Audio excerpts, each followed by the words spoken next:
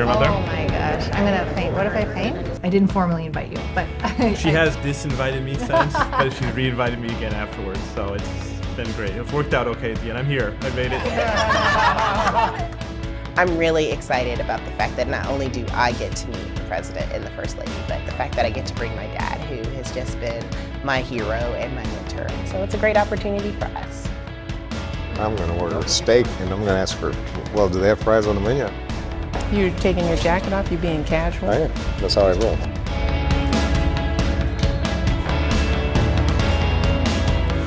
Okay, the president's walking in and we have to keep it down.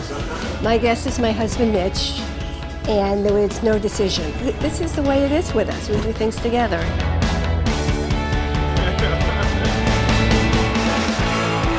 Hey, guys! I am Barack Obama, and this is my wife, Michelle. Hey, I'm his date.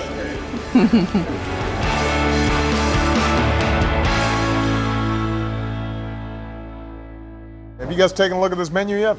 Don't forget, you guys are on a date night. yeah, right. really, right? It's gonna be tough to beat this one. Yeah, it's downhill from here.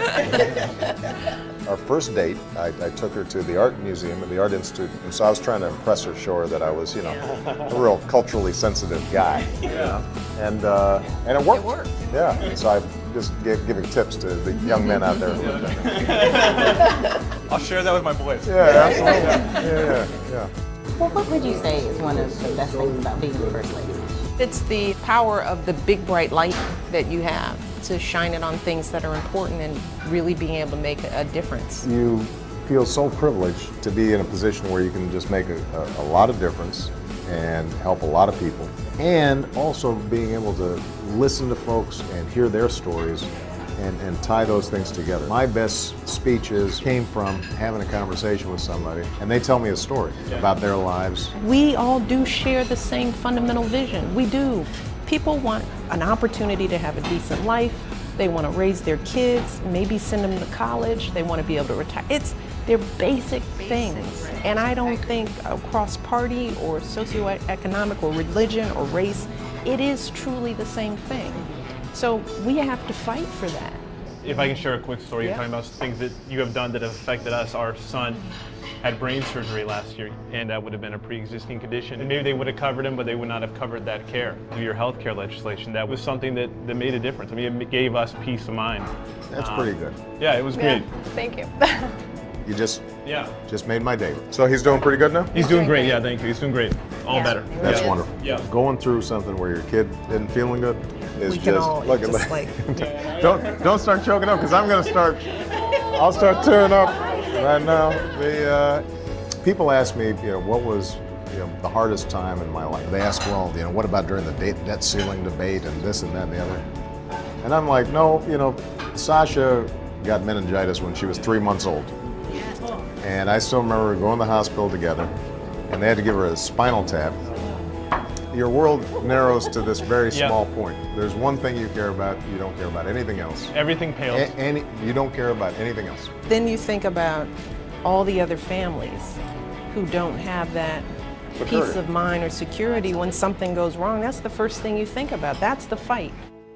Having kids will teach you a bunch of stuff. Exactly right. And gives you a great deal of respect for moms. I have to warn you, though, once they reach that age, they go in their room and lock the door and come out when they're 18. We just made sure they went in, gave them a hug in the morning, said we love you, Made sure and they at the end of the night, no matter what, we bang down the door and says, good night, we love you. Well, my favorite story on this is Malia, when she was 4.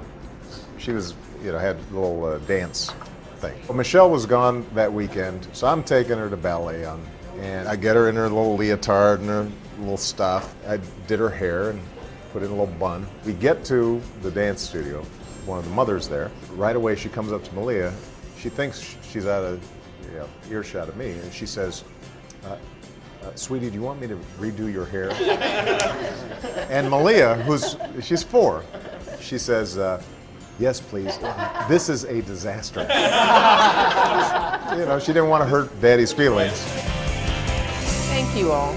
This is fun. This is fun for us. This is something we're going to remember for the rest of our lives. Listen, guys, this was wonderful. and it was so much fun. He is genuine. He is concerned about everyday issues, things that touch all of us. Thank you so much for taking your time with the grassroots people. It's the grassroots people who carry the day, because you gotta have people who are as passionate as the candidate. They are in this because they want to make a difference. They are in this because they see the positive effect that they can have on this country. They want to make life better for everyday people, and that's the reason to get that $25, $50, $100, or $5 if you have it, but to support them in this 2012 campaign.